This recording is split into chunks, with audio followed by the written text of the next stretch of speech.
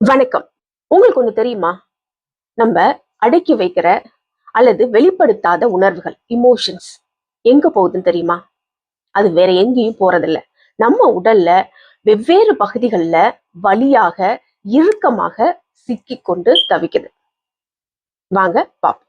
உடலில் சேர்க்கப்பட்ட உணர்வுகள் எப்படியெல்லாம் நம்ம உடல்ல வலியா உருவாக்கப்படுது? தொண்டை வலி, நம்ம அடக்கி வைக்கப்பட்ட வார்த்தைகள், பேச நினைக்கிறத சொல்லாம இருக்கிறது. இதெல்லாம் சொல்லணும், இதெல்லாம் பேசணும்னு நம்ம நினைக்கிறோம். ஆனா நம்மளால பேச முடியல.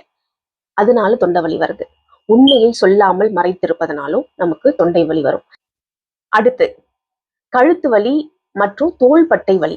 இது எதனால வருதுன்னா, மனக்கவலை, அதிக கவலைப்படுறது, அதிக பொறுப்புகள் இருக்கிறது, மன அழுத்தம், இதெல்லாம் சேர்ந்து நமக்கு தோள்பட்டை வலி, கழுத்து வலியா உருவாகுதுன்னு சொல்றாங்க இந்த உணர்வுகள். அடுத்து நெஞ்சு வலி, மார்பு வலி. இது எதனால தெரியுமா வருது? எந்த உணர்வுகள் இத உருவாக்குது?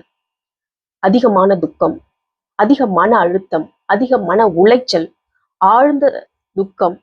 அடுத்து பாத்தீங்கன்னா வயிறு மற்றும் குடல், பதட்டம், ஒரு விதமான கவலை, மன அழுத்தம் இதெல்லாம் இருக்கும் பொழுது நமக்கு இந்த வயிறு வலி, குடல், வயிறு சம்பந்தமான பிரச்சனைகள், பயம், பதட்டம் அதிகமா இருந்துச்சுன்னா நமக்கு வயிற்று வலி அதிகமா இருக்கும் இல்லையா? அந்த மாதிரி பிரச்சனைகள் எல்லாம் இந்த இமோஷன்ஸ் உண்டு பண்ணுது. அடுத்தது பாத்தீங்கன்னா தாடை வலி. இது எதனால வருதுன்னா, அடக்கி வைக்கப்பட்ட கோவத்தை ரொம்ப அடக்கி வைக்கிறதுனால சொல்லப்படாத வார்த்தைகள், நமக்குள்ள இருக்கிற வார்த்தைகளை நம்ம சொல்லப்படாம அதை வெளிப்படுத்தாம இருக்கும் பொழுது இந்த மாதிரி தாடை வலிகள் வரலாம். கீழ் முதுகு, அது நிதி பற்றாக்குறை வரும் பொழுது கீழ் முதுகு வலிக்கலாம். நம்மளுக்கு ஆதரவு இல்லை, நமக்கு யாரும் இல்லை அப்படின்ற தனிமையா உணர்ற நேரங்கள்ல அந்த மாதிரி உணர்வுகள் அதிகமா வரும்போது, நிதி பற்றாக்குறை உணர்வுகள் அதிகமா வரும்போது கீழ் முதுகு வலி அதிகமா வரும். பாத்தீங்கன்னா தலைவலி. தலைவலி எதனால வருதுன்னா, அதிகமாக சிந்திக்கிறது, அதிகமான மன உளைச்சல், செயல்பட வேண்டும், இதை செய்யணும் அதை செய்யணும்ன்ற அதிக ஒரு ஆர்வம், செயல்பட வேண்டும் அப்படின்ற அந்த ஒரு மன அழுத்தம், அதன் காரணமா தலைவலி வர்றது.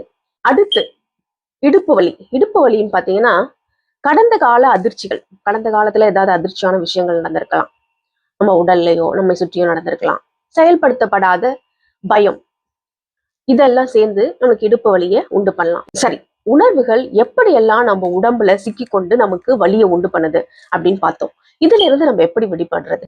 உணர்வுகளை அடக்கி வைப்பது நல்லதல்ல. உணர்வுகளை வெளிப்படையாக பேசுங்கள், அல்லது வெளிப்படையாக எழுதுங்கள், அல்லது உடற்பயிற்சி செய்தாவது அதை வெளியேற்றுங்கள். உணர்வுகளை அடக்கி வைப்பது நமது ஆரோக்கியத்திற்கு நல்லதே அல்ல. உங்கள் உடலை புரிந்து கொள்ளுங்கள்.